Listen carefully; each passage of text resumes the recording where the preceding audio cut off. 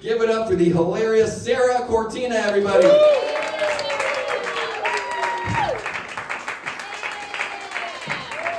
Hi guys.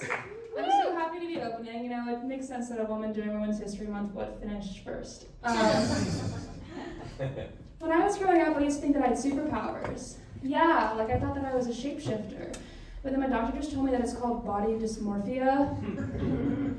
I don't know if it's body dysmorphia, if I'm just right.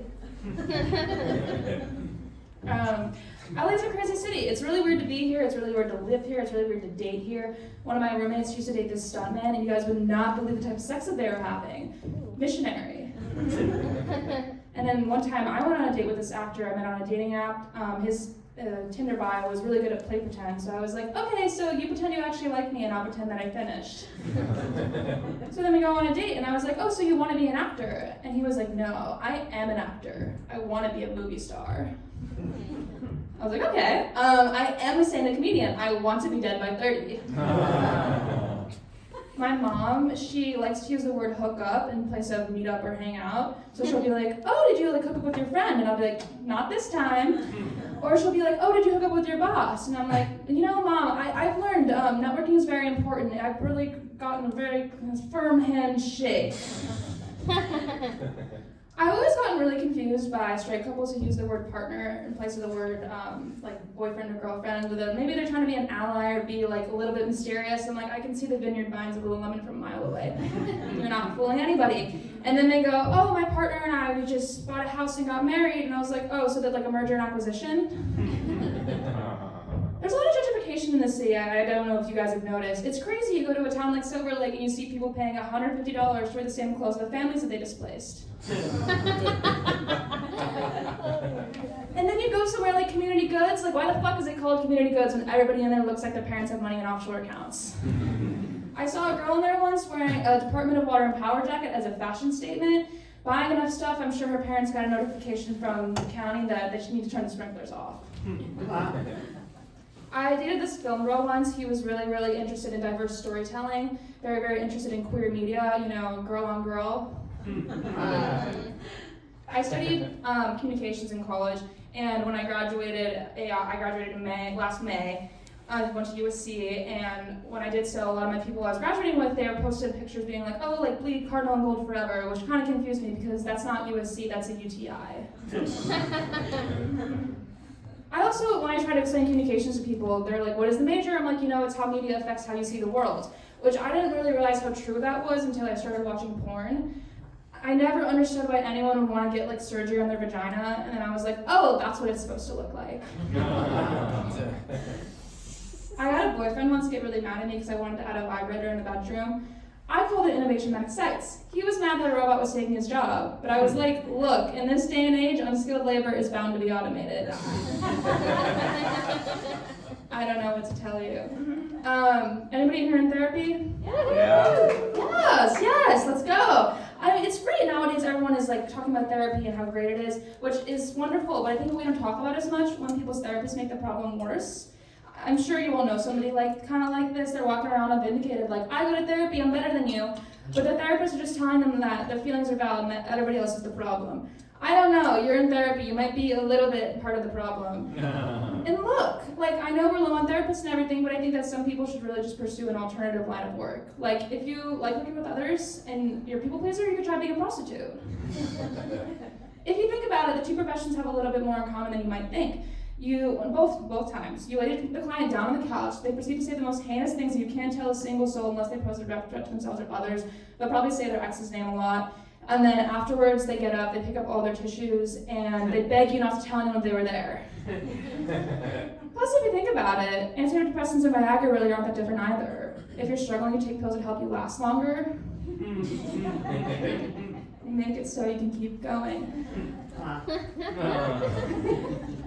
I like to tell a lot of jokes that I think are like a little bit more intellectual. They like use kind of wordplay. I'm told that they're thinkers. I like to call them growers, not showers. I found out recently that I have a vitamin D deficiency. Anybody else? No? Just me. All right, cool. Fuck you guys, it's common. It's more common than you think. So I found I had a vitamin D deficiency, and that can lead to like exhaustion, depression, early mortality. So I had to start taking supplements, and all those things are great. You know, I'm feeling a lot better, a lot less depressed. Still gonna die one day, but maybe later. But also what it did is it made my hair grow a lot thicker and fuller, which has been really nice because my whole life I've always been kind of insecure about how thin my hair is. But while it did make this hair thicker and fuller, it also made that hair thicker and fuller. So my wax lady felt so bad for me because I had to fucking go there like twice a month that she gave me one of those sandwich cards, one of those punch cards you get like sandwich shops. That and because I think it reminded her a little bit of roast beef down there. Sometimes, depends who you ask, I guess. Sometimes I kind of feel like I'm the Taylor Swift of stand-up comedy. Not quite, but like we have a lot of things in common. We have a lot of things in common. You know, we're both tall and blonde. Source a lot of the material from the men that we date. Horrible fuel emissions. And men told me they're gonna let me finish and then don't. Like I made that bitch famous, you know. Being a woman in comedy is very interesting. You know, I've learned a lot about myself, learned a lot about the world, learned that I'm definitely a minority in this space, but not because I'm a woman, because I don't hate myself. But you know, I've like learned I've always had a lot of masculine traits, so I kind of have felt at home here. You know, I never like to use erections. I have horrible handwriting. Used to be addicted to lesbian porn. I drink beer. But you know, I've been really made aware of my gender doing this. One time I was at a mic and this guy was talking about how he lost 20 pounds and everyone told him, oh, like you did a great job, like you look really great. I was just really confused because when I lost 20 pounds, no one really said anything. I kind of just started getting groped a lot more. Anybody else? I feel like, do you guys have IKEA furniture? Yeah. I feel like they're kind of fucking with us with like a lot of those names, you know? All the like written in fucking Swedish names. And I like when you get like a symbol tattoo and you think it says hope, but it says like soup. And I do have some sort of like I'm just not pulling this out of my ass. Like one of my roommates, she speaks Norwegian, so she was able to read some of the Swedish, and she was like, yeah, the bowl means like little dog. So I started looking up some of the things that I had bought. I looked up my extra large dinner plate, and it was like little pig. I looked up the name of the mirror, and it was like little cow. I looked up the dinner set for one, it was makes sense. Speaking of IKEA, I went out with the same roommate, and some guy went up to her and told her, oh, your eyes are like IKEA, I just keep getting lost in them. Kind of disgusting, but you know, I thought it was really cute because one time a guy told me your vagina reminds me of IKEA furniture, like I have all the parts in front of me, but I don't really know what to do with any of them. I'm getting really tired of dating if that's not already evident, so I think what I'm going to do next time is go Mamma Mia style, you know, invite 4 guys to the club and see which one I call daddy by the end of the night.